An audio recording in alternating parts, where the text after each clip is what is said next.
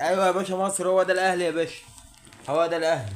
هو ده الاهلي اللي حرقكم، هو ده الاهلي اللي وجعكم. الاهلي 4-0 مع طلائع الجيش. خلي بالك يا كابتن رضا، مهما تقولوا مهما تعيدوا مهما تزيدوا مهما تغني على الجمهور، الجمهور عارفك وحافظك وفاهمك.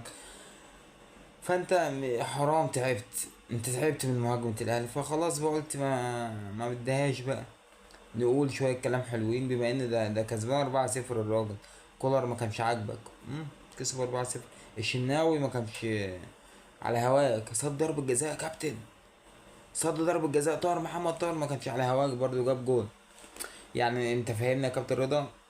الماتش ده مالكش مبرر بقى، مفيش خلاص، مفيش سبب او مش لاقي حاجة تقدر تهاجم بيها الاهلي، فيلا بقى نطبل شوية. بالنسبة لنا انت معروف برضه.